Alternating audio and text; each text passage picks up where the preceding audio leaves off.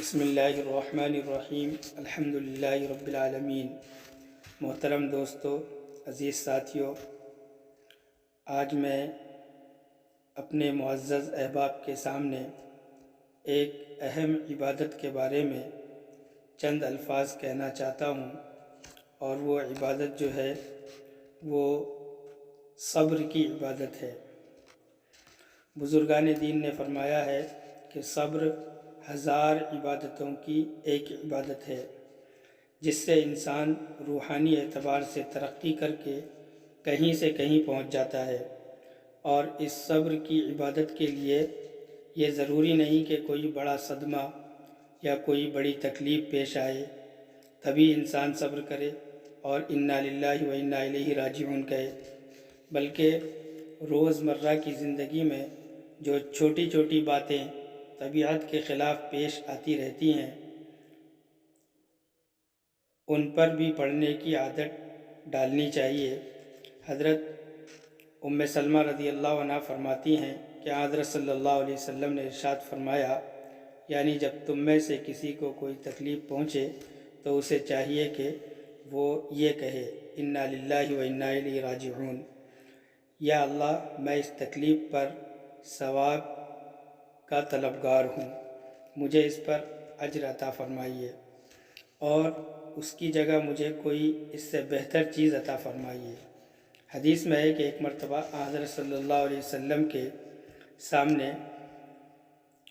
چراغ گل ہو گیا تو آپ صلی اللہ علیہ وسلم نے اس پر بھی انا للہ و انا الیہ راجعون پڑھا۔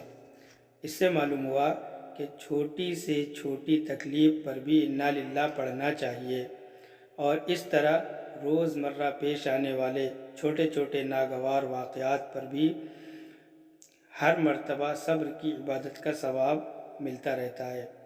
چلتے چلتے پاؤں میں کانٹا لگ گیا، دامن کسی چیز سے الجھ گیا، پاؤں پھسل گیا، گھر میں بجلی چلی گئی، کسی ناگوار واقعے کی خبر کان میں پڑ گئی، کوئی چیز گم ہو گئی، غرض اس جیسے ہر موقع پر انا للہ پڑھتے رہنا چاہیے، اور ایک مرتبہ دل میں اس کا اعتقاد جما لینا چاہیے کہ ہر ناگوار واقعے کے پیچھے اللہ تعالیٰ کی کوئی نہ کوئی حکمت ہے، بس اسی کا نام صبر ہے، اور اس پر مسلسل بے حساب اجر ملتا ہے۔ ایک اور حدیث میں ایک اور بات یہ بھی یاد رکھنے کے لائق ہے کہ جس طرح کسی صدمے کے موقع پر بے اختیار رو دینا صبر کے خلاف نہیں ہے،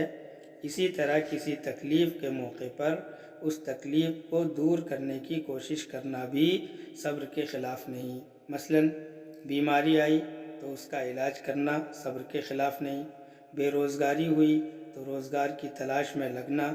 صبر کے منافی نہیں، بلکہ یہ تمام کوششیں بھی کرتے رہنا چاہیے، اور تکلیف دور ہونے کی دعا بھی، بلکہ تکلیف کی شدت میں کراہنا بھی صبر کے خلاف نہیں۔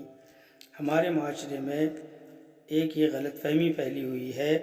کہ اگر کوئی آدمی کسی موقع پر انا للہ و انا الیہ راجعون اگر کہہ دیتا ہے، پڑھ دیتا ہے، تو لوگ اس کو حیرت کی نگاہ سے دیکھتے ہیں،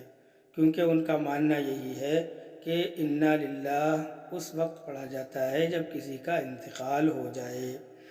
میرے محترم دوستوں اور بزرگوں، ایسی کوئی بات نہیں ہے، بلکہ انسان ہر تکلیف کے اوپر اگر اس کو ایک کانٹا چبھا ہو، یا کسی چیز سے تکلیف پہنچی ہو، یا گرتے گرتے بچ گیا ہو، یا اچانک کوئی ایسی آندھی طوفان آ گئی ہو، آدمی کو کوئی بھی ایسی تکلیف نظر آتی ہو، اس وقت انا للہ و انا الیہ راجعون پڑھ لے تو اللہ تبارک و تعالیٰ اس کو ثواب عطا فرمائیں گے